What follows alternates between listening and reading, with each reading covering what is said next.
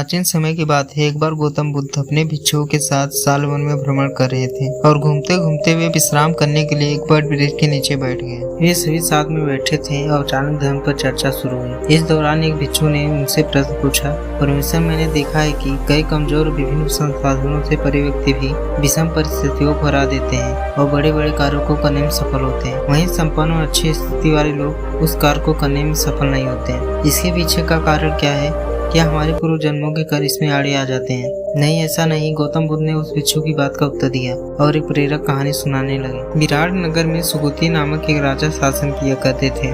उनके पास लोसांग नाम का एक हाथी था। राजा ने कई सारे युद्धों में इसी पर सवार होकर विजय प्राप्त की थी। बालावस्था से ही लोसांग का इस प्रकार प्रशिक्षण किया गया जिससे वो आगे चलकर युद्ध कला में निपुण हो सके। पर्वत के आकार के समान लोसांग जब सेना का प्रतिनिधित्व करता और हुंकार भरता तो डर के मारे शत्रु की सेना दबे पांव ही भाग जाती। जैसे व्यक्ति जन्म के बाद युवा अवस्था से होता हुआ जरावस्था को प्राप्त होता है, उसी प्रकार लोसांग भी बूढ़ा होने लगा और तेज भी समाप्त होने लग गया। अब वो हाथी सालम केवल शोभा मात्र बनकर रह गया था। सेना के लिए भी उसकी अहमियत कम होने लग गई थी, जिसके चलते उसकी ओर पहले जैसा ध्यान भी नहीं दिया जाता था।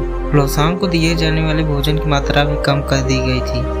एक बुजुर्ग सेवक उसके लिए भोजन और पानी की व्यवस्था करता था, लेकिन वह भी अक्सर ऐसा करने में चूक जाता था। परिणाम स्वरूप हाथी को भूखा प्यासा ही रहना पड़ता था।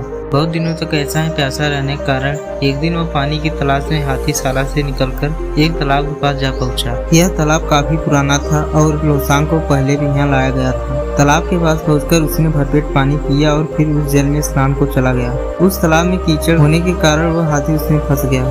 वह जितना भी उस तालाब से निकलने का प्रयास करता उतना उसमें फंसता चला जाता। अंत में वह हाथी गर्दन तक कीचड़ में फंस गया। जब राजा तक यह बात पहुंची तो उन्हें बहुत दुख हुआ। उन्होंने हाथी को निकालने के लिए बहुत प्रयास किया, लेकिन सभी विफल हो गए। जब एक के बाद एक सभी प्रयास विफल हो गए तो एक बुद्धिमान मंत्री ने उपाय सुझाया, जिसके बाद हाथी को बचाने वाले सभी लोगों को वापस बुला लिया गया और उन्हें सैनिकों की तरह सुसज्जित किया गया और युद्ध का वातावरण बनाया गया। लोसांग के सामने युद्ध के नगाड़े बजने लगे और सेना इस प्रकार इधर उधर कूच करने लगी जैसे वे शत्रु के पक्ष के हों और उसकी तरफ आक्रमण करने के लिए आगे बढ़े। यह देखकर अचानक लोसांग में न जाने कैसे जोश आ गया और उसने बहुत जोर से हुंकार भरी। वह अपनी ओर बढ़ रहे सैनिकों पर आक्रमण करने के लिए पूरे बल से गर्दन तक फंसे कीचड़ को खदेड़ता हुआ तालाब के किनारे जा पहुंचा।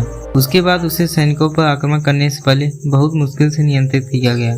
यह कथा समाप्त करते हुए गौतम बुद्ध ने कहा, भिक्षु, इस संसार में सबसे अधिक महत्वपूर्ण मनोबल ही है। यदि किसी व्यक्ति में मनोबल जाग उठे तो दुर्बल और हारा हुआ व्यक्ति भी असंभव को संभव करके दिखा सकता है। इस प्रेरक कहानी से हमें यह सीख मिलती है कि मन के हारे हार है और मन के जीते जीत। अर्थात यदि व्यक्ति मन में ठान ले कि उसे जीतना ही है तो कितनी भी विषम परिस्थिति हो उसे विजय प्राप्त करने से नहीं रोक सकती। इसलिए हमेशा खुद पर विश्वास रखिए, आपको सफलता अवश्य मिलेगी।